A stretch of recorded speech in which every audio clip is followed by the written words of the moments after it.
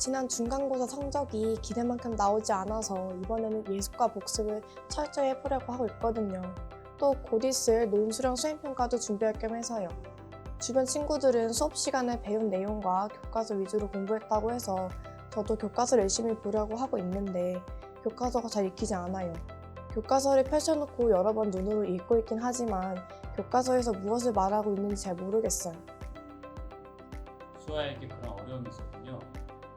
어떤 과목이든 내용을 익히고 배워나갈 때 교과서가 분명히 중요하다는 건 알고 있지만 교과서를 어떻게 읽어야 하는지 또 공부한 내용을 어떻게 풀었어야 하는지에 대해서는 생각해 본 적이 없죠.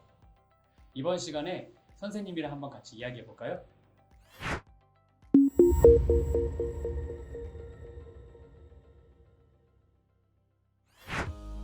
학원은 따로 다니지 않고 교과서 위주로 공부했어요 라는 전교 1등의 학생의 말 한 번쯤은 들어봤을 거예요.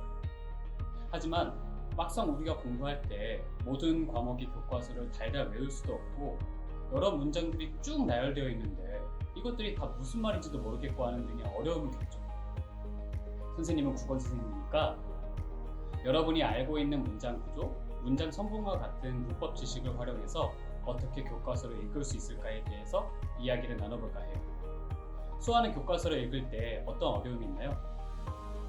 저는 우선 교과서에서 긴 문장에 여러 가지 내용이 담겨 있을 때 머릿속이 어지러워서 이해가 잘 안 될 때가 많아요. 여러 번 읽어도 정리가 잘 안 된 느낌이에요. 예를 들어 근로자는 근로조건을 유지, 개선하고 경제적 지위 향상을 위해 노동조합과 같은 단체를 만들 수 있는 단결권과 노동조합을 통해 사용자와 근로조건이 협의할 수 있는 단체 교섭권을 가진다. 이 문장은 너무 길고 내용이 많아서 머리 아파요. 교과서 속의 수많은 정보들은 결국 문장 속에 담겨 있죠. 그렇다면 문장의 짜임에 대한 지식을 활용해서 정보를 정리해보는 건 어떨까요? 이 문장은 겉으로 보기엔 한 문장이지만 여러 절을 안고 있는 아는 문장이죠. 아는 문장의 주어와 서술어를 먼저 찾아볼까요? 주어는 근로자는, 서술어는 가진다예요. 그렇죠. 아는 문장의 주어, 목적어, 서술어만 뽑아서 정리해보면 근로자는 단결권과 단체 교섭권을 가진다. 단순하죠? 일단 한 가지 정보를 정리할 수 있겠네요. 근로자에게 단결권과 단체 교섭권이라는 권리가 있다는 거예요. 그런데 이 단결권과 단체 교섭권이 각각 어떤 걸까요? 단결권은 근로자가 노동조합과 같은 단체를 만들 수 있는 권리, 단체 교섭권은 근로자가 노동조합을 통해 사용자와 근로주권이 협의할 수 있는 권리예요.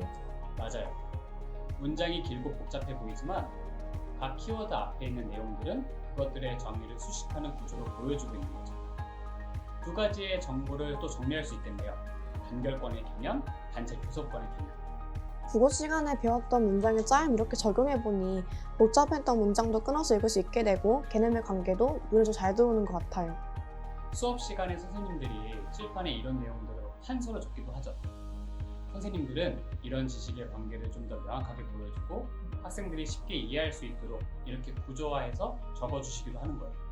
교과서에서 그냥 이렇게 딱 외울 것만 정리해서 보여주면 좋을 텐데 왜 이렇게 구구절절하게 설명하는 걸까요? 문장으로 길게 설명하니까 공부하기 힘들어요. 물론 학교에서 다양한 과목을 공부하다 보면 내용에 따라 암기가 필요한 경우도 있죠. 하지만 우리가 공부를 하는 목적이 몇 가지 단편적인 지식을 암기하기 위한 것이 아니라는 걸 기억해야 해요.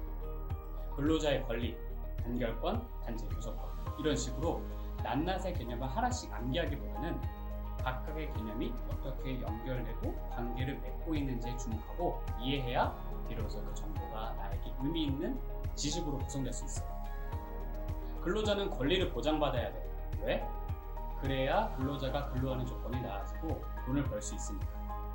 그런 근로자의 권리에는 단결권과 단체 교섭권이 있어요. 각각 개념은 이거야 하는 식으로. 이런 흐름은 한서나 암기 노트만 보고는 단번에 알기는 어렵죠. 교과서 속의 문장을 보는 것은 이런 관계나 흐름을 자연스럽게 받아들일 수 있는데도 도움이 된답니다. 아, 그래서 공부 잘하는 친구들이 교과서와 수업 시간에 배운 내용을 위주로 공부했다는 말을 하는 거군요. 이렇게 열심히 공부한 내용을 자신의 언어로 설명해야 하는 상황도 종종 마주하게 되죠. 네, 특히 학교에서는 서 논술형 평가가 있어서 주요 개념이나 과정 같은 것들을 글로 풀어 설명해야 하는 경우가 자주 있어요.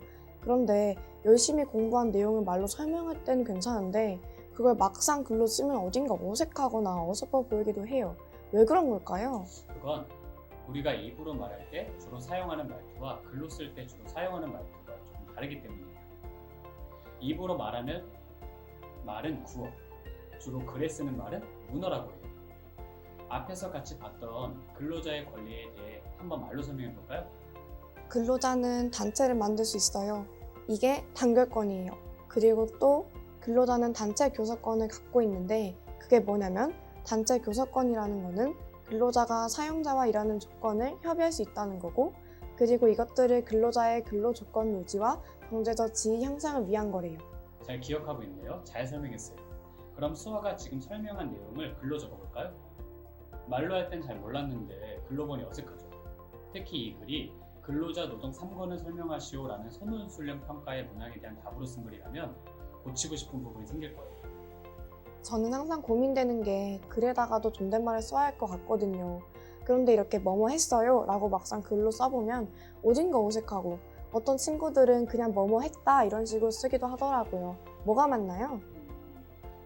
우리말에는 내 말을 듣고 있는 사람을 높이는 높임 표현이 있어요. 수아가 지금 말한 뭐뭐 해요 하는 건 그중에 해요체에 해당하죠. 물론 여러분이 쓴 답을 읽는 사람은 선생님이고 여러분이 존대해야 하는 대상이라는 건 분명해요. 선생님께 스승의 날 편지를 쓴다면 여러분들은 분명히 해요체를 쓰겠죠. 하지만 우리가 수행평가나 지필평가를 치르는 상황을 생각해봐요. 우리는 답안지에다가 선생님께 개인적으로 편지를 쓰는 게 아니라 평가라는 공식적인 상황에서 문항에 대한 답변을 쓰는 거죠. 그렇기에 해요체를 쓰는 게 어색하게 느껴지는 거고 헤라체를 사용하는 것이 일반적이에요. 우리가 1대1로 대화할 때 나 집에 간다처럼 헤라체를 사용하는 것은 반말이 되지만 글을 쓰는 문어에서는 헤라체는 반말처럼 독자를 낮추는 개념이 아니에요. 문어에서의 헤라체는 청자를 특정한 개인으로 설정하지 않는 중립적인 표현으로 사용됩니다. 그럼 집필평가, 수행평가처럼 공식적인 상황에서는 헤라체를 사용하는 것이 선생님께 반발하는 게 아니라 오히려 격식에 맞는 표현이군요. 맞아요. 그럼 일단 해요체를 헤라체로 모두 바꿔볼까요? 근로자는 단체를 만들 수 있다. 이게 단결권이다. 그리고 또 근로자는 단체 교섭권을 갖고 있는데 그게 뭐냐면 단체 교섭권이라는 거는 근로자가 사용자와 일하는 조건이 협의할 수 있다는 거고 그리고 이것들을 근로자의 근로 조건 유지와 경제적 지위 향상을 위한 것이다. 나아지긴 했는데 그래도 여전히 어색하네요. 말로 할 땐 몰랐는데 글로 보니 핵심 내용이 눈에 확 들어오지도 않고 횡설수설 말하는 느낌이에요. 그렇다면 문장의 길이를 한번 볼까요?